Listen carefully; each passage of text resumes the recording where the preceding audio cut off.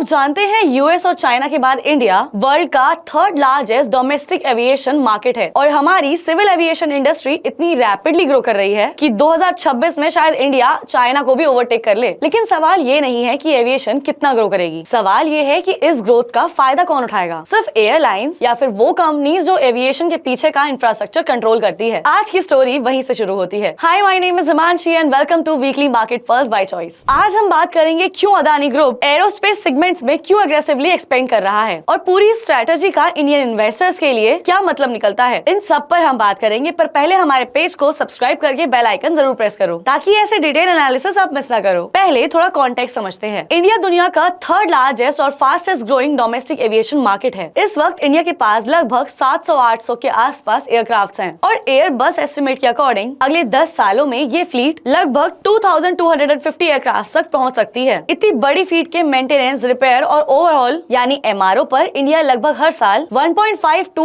2 billion dollar खर्च करता है। लेकिन सरप्राइजिंग बात यह है कि 70 से 80% का काम हम बाहर दुबई, सिंगापुर और मलेशिया जैसे हब्स को आउटसोर्स कर रहे हैं। लेकिन अब अडानी ग्रुप इस सेगमेंट में डोमेस्टिक कैपेबिलिटी बनाने की कोशिश कर रहा है। अडानी ग्रुप की subsidiary Adani defence and aerospace पिछले 2 हफ्तों में 2 मेजर ग्लोबल टाइप्स अनाउंस कर चुकी है। इसमें से एक टाइप कंपनी ने Italy based aerospace major Leonardo के साथ किया है। इसके अंडर ये दोनों जायंट्स इंडिया में integrated helicopter manufacturing ecosystem build करेंगे। अब यहाँ आप पूछ सकते हैं कि हेलीकॉप्टर से क्यों? दरअसल इंडिया का हेलीकॉप्टर मार्केट अभी ग्लोबल मार्केट का 2% से भी कम है। लेकिन इंडस्ट्री एस्टिमेट्स हैं कि इंडियन आर्म फोर्स को अगले डिकेड में 1000 से ज्यादा हेलीकॉप्टर्स की जरूरत पड़ सकती है, जिसमें हर साल 100 हेलीकॉप्टर्स की एवरेज डिमांड हो सकती है। अगर ओवरऑल रिक्वायरमेंट्स देखें तो आर्मी, एयरफोर्स, नेवी और कोस्ट गार्ड को मिलाकर 300 से ज्यादा लाइट यूटिलिटी हेलीकॉप्टर्स, 300 से ज्यादा medium lift helicopters, 100+ intermediate helicopters और लगभग 90 मेरीटाइम मल्टी रोल हेलीकॉप्टर्स की रिक्वायरमेंट है। हेलीकॉप्टर डील से पहले अडानी डिफेंस ने एक और स्ट्रेटेजिक पार्टनरशिप की थी। 27 जनवरी 2026 को ब्राजीलियन एरोस्पेस मेजर एम्ब्रायर के साथ एक एमओयू साइन किया है। फन फैक्ट, बोइंग और एयरबस के बाद एम्ब्रायर दुनिया का तीसरा सबसे बड़ा सिविलियन एयरक्राफ्ट मैन्युफैक्चरर है। अडानी ग्रुप का इस पार्टनरशिप में इंडिया में रीजनल ट्रांसपोर्ट एयरक्राफ्ट का इकोसिस्टम डेवलप करने का प्लान है। इसमें असेंबली लाइन शुरू करना और फेस वाइज इंडिजिनाइजेशन शामिल है। एक इम्पोर्टेंट बात यहाँ नोट करनी चाहिए, ये एयरक्राफ्ट इनिशिएटिव फिलहाल Indigo, air India, spice jet या आकाशा जैसे मेजर इंडियन एयरलाइंस को चैलेंज नहीं करता। इसका फोकस इंडिया के रीजनल ट्रांसपोर्ट एयरक्राफ्ट प्रोग्राम पर ज्यादा है और ये उड़ान रीजनल कनेक्टिविटी स्कीम के साथ भी अलाइन करता है। अगर इन सब मूव्स को साथ में देखा जाए तो अडानी सिर्फ कमर्शियल सेक्टर या डिफेंस पे किसी एक में फोकस नहीं कर रहे हैं। उनका फोकस है एरोस्पेस के इकोनॉमिक्स पे। कमर्शियल एरोस्पेस और डिफेंस एविएशन दोनों का कोर इंफ्रास्ट्रक्चर काफी हद तक सेम होता है। Manufacturing facilities, skilled engineers, tooling, testing और सबसे इम्पोर्टेंट मेंटेनेंस इकोसिस्टम। एयरक्राफ्ट चाहे सिविलियन हो या फिर मिलिट्री, मेंटेनेंस जरूरी होती है और एयरलाइंस अपने टोटल रेवेन्यू का लगभग 12 से 15% सिर्फ मेंटेनेंस पर खर्च करती है। फ्यूल के बाद ये सेकंड बिगेस्ट ऑपरेटिंग कॉस्ट है। यहाँ ध्यान देने वाली बात है कि इंडिया का एमआरओ मार्केट 2021 में लगभग 1.7 to 3.5 बिलियन डॉलर था और प्रोजेक्शंस के अकॉर्डिंग 2030-2031 तक ये 4 से 7 बिलियन डॉलर के आसपास पहुँच सकता है। इसके बावजूद इंडिया